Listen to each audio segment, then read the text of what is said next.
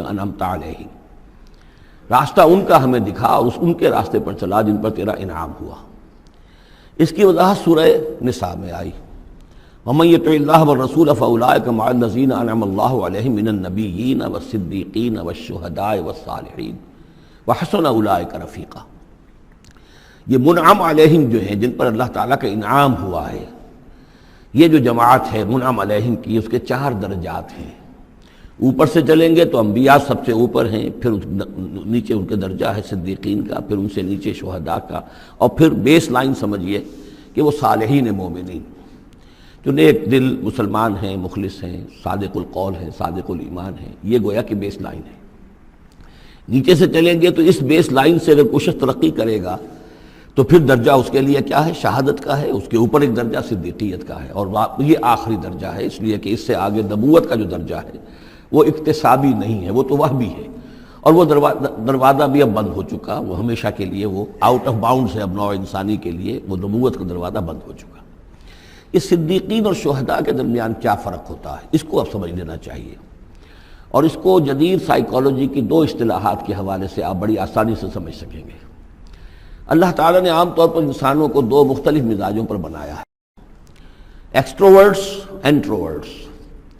کچھ لوگ ہوتے ہیں کہ جو باہر کی دنیا سے انہیں زیادہ دلچسپی ہوتی ہے، کچھ کھیل کود میں، سیر میں، باغ، یہ وہ، باہر کی دنیا سے ملنا جلنا، لوگوں سے ملیں گے، وہ پبلک میں ہوں گے، مجلس میں ہوں گے تو زیادہ چہکیں گے، زیادہ خوش ہوں گے۔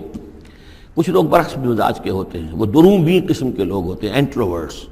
وہ اپنے خیالات ہی میں مگن رہتے ہیں، غور و فکر کرتے ہیں، سوچ بچار کرتے ہیں، انہیں تنہائی زیادہ پسند ہوتی ہے، تنہائی میں وہ زیادہ خوش رہتے ہیں۔ تو یہ ایکسٹروورٹس اور انٹروورٹس 2 مزاج ہیں بنیادی طور پر، اللہ تعالیٰ نے بنائے ہیں مختلف مزاج جو ہیں۔ اور ایک ہوتی ہے تیسری ایک کیفیت کہ جس میں یہ دونوں چیزیں بڑے توازن کے ساتھ ہو، ایمبیورٹ۔ یہ بہت شاذ ہوتا ہے، بہت شاذ ہوتا ہے، بہت کم لوگ ہوتے ہیں دنیا میں کہ جو واقعتاً اس میں توازن قائم کر سکیں، یا ادھر کا رجحان ہوگا یا ادھر کا رجحان ہوگا۔ تو جو یہ انٹروورٹس ہوتے ہیں، جو غور و فکر کرتے رہتے ہیں، ان کے اندر جو ہے وہ یوں سمجھیے کہ فطرت کی جو اصل حقائق ہیں وہ کچھ زیادہ محفوظ رہتے ہیں ان کے غور و فکر کی وجہ سے۔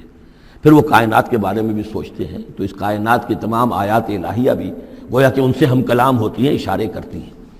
یہ وہ لوگ ہوتے ہیں کہ جن تک گویا کہ وہ حقائق از خود روشن ہو چکے ہوتے ہیں ان تک، کہ جیسے ہم نے سورہ فاتحہ پڑھتے ہوئے کہا کہ کچھ لوگ ہوتے ہیں اپنی فطرت سلیمہ اور عقل سلیم کی رہنمائی میں یہاں تک تو پہنچ گئے کہ اللہ کو پہچان لیا، آخرت کو پہچان لیا، یہ بھی سمجھ لیا کہ اللہ ہی کی بندگی کرنی چاہیے، کیسے کریں یہ پتہ نہیں، اہدنا الصراط المستقیم۔ اب وہ راستہ مانگتے ہیں کہ ہمیں راستہ دکھا۔ یہ صدیقین ہوتے ہیں، اور ان کی شان یہ ہوتی ہے کہ جیسے ہی کسی نبی کی دعوت ان کے کان میں آتی ہے وہ ایسے لپک کر قبول کرتے ہیں کہ گویا کہ منتظر بیٹھے تھے، جیسے کوئی شخص وضو کر کے بیٹھا ہوا کہ بس اذان کی آواز آئے اور میں چلوں، اتنا ہی ہوتا ہے۔ اسی لیے حضور نے فرمایا ابو بکر رضی اللہ تعالیٰ عنہ کے بارے میں کہ میں نے جس کے سامنے بھی ایمان کی دعوت پیش کی اس نے کچھ نہ کچھ توقف ضرور کیا، سوائے ابو بکر کے ایک لحظے کا توقف نہیں کیا، گویا کہ وہ تو تیار بیٹھے ہوئے تھے۔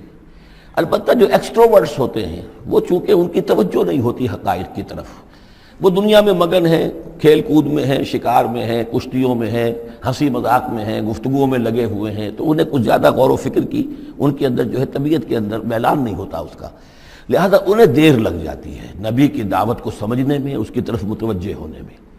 لیکن یہ ہے کہ جب ان کا توجہ ہو جاتی ہوتی بھی عام طور پہ جذباتی انداز میں ہوتی ہے، لیکن جب ان کی توجہ ہو جائے جذباتی انداز میں تو پھر یہ ہے کہ وہ چونکہ ہوتے ہیں ایکٹیو زیادہ ہوتے ہیں، لہذا وہ اپنی فعالیت کی وجہ سے آگے نکل جاتے ہیں، بظاہر وہ صدیقین سے آگے نکل جائیں گے فعالیت کی وجہ سے، اس لیے کہ وہ فعال زیادہ ہیں۔ اب اس کی مثال حضرت عمر ہے، حضرت حمزہ ہیں رضی اللہ تعالی عنہما۔ 6 سال لگ گئے۔ حضرت عمر کے بارے میں تو آپ کہہ سکتے ہیں کہ سب کوئی گھرانہ مختلف تھا، وہ بنو عدی میں سے تھے، حضور بنو ہاشم میں سے تھے، لیکن حضرت حمزہ کو کیوں دیر لگ گئی؟ 6 سال۔ سگے چچا ہیں، دودھ شریک بھائی ہیں، ساتھ کے کھیلے ہم جولی ہیں، نہایت محبت کرنے والے حضور سے، اور اسی کیفیت کے اندر وہ ایمان لائے کہ ایک روز آئے باہر سے، شکار کھیل کر آ رہے تھے، کئی دن باہر رہے تھے، واپس آئے تو ابھی گھر میں داخل نہیں ہوئے تھے، لونڈی نے کہا کہ آج تو ابو جہل نے بڑی گستاخی کی ہے آپ کے بھتیجے کے ساتھ، اور بس یہ سنتے ہی آگ بگولا ہو کر گئے ہیں، کمان جا کے ماری ابو جہل کے سر میں کہ تم نے یہ کیا ہے، اور اسی وقت کہا اچھا میں اس پر ایمان لایا، آؤ کرو مقابلہ تم۔ یہ ان کے ایمان کا معاملہ ہے۔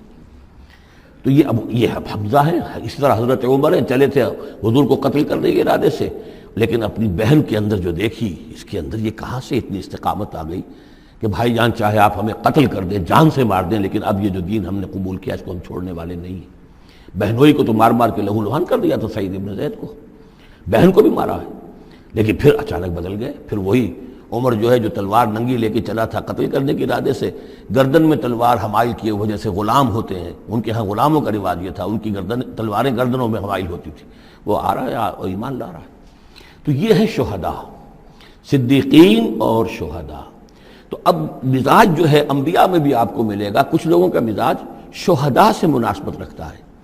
حضرت اسماعیل کا آپ نے سنا ہوگا، یہ واقعات قصوں میں آتے ہیں، وہ شکار جیسے کہ حضرت حمزہ کی کیفیت ہے، وہ نکل جاتے تھے۔ حضرت ابراہیم 2 مرتبہ گئے ہیں، ملاقات ہی نہیں ہوئی، اس لیے کہ وہ اپنے شکار پر نکلے ہوئے تھے۔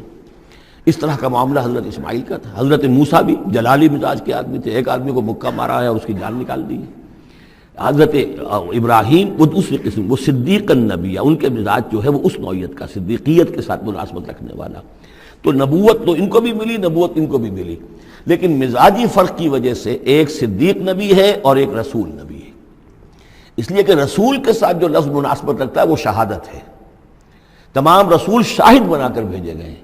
یہ جو کار رسالت ہے، تبلیغ اور اتمام حجت، اس کے اندر تو عمل کا پہلو زیادہ ہے، اور اس میں پھر شہداء زیادہ نمایاں ہوتے ہیں۔ تو رسولوں کے لیے تو ہے ہی یہ، یا ایھا النبی انا ارسلناک شاہدا ومبشرا ونذیرا وداعیا الی اللہ باذنہ وسراجا منیرا، اور جیسے کہ ہم نے پڑھا وکیف اذا جئنا من کل امۃ بشہید، تو رسولوں کے ساتھ مناسبت لفظ کی جو ہے وہ شہادت کی ہے۔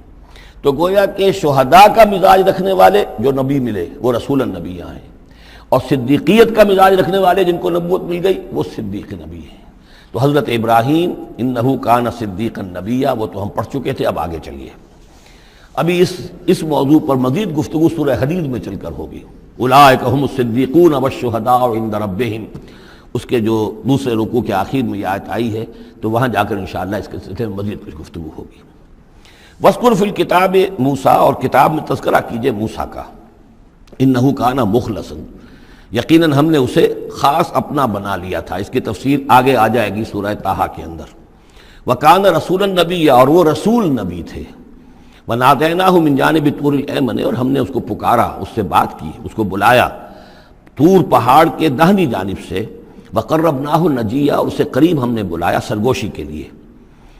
وَوَهَبْنَا لَهُ مِن رَحْمَتِنَا أَخَاهُ هَارُونَ نَبِيًّا، اور ہم نے اسے اپنی رحمت سے اس کو یہ مقام بھی عطا کیا کہ اس کے بھائی ہارون کو بھی نبوت عطا کر دی، چونکہ یہ درخواست کی تھی حضرت موسیٰ علیہ السلام نے، وہ اگلی صورت میں آ جائے گا۔ وَاذْكُرْ فِي الْكِتَابِ اسماعیل، اور ذرا تذکرہ کیجئے کتاب میں اسماعیل کا بھی، انہ کان صادق الوعد، یقیناً وہ بڑے وعدے کے سچے تھے۔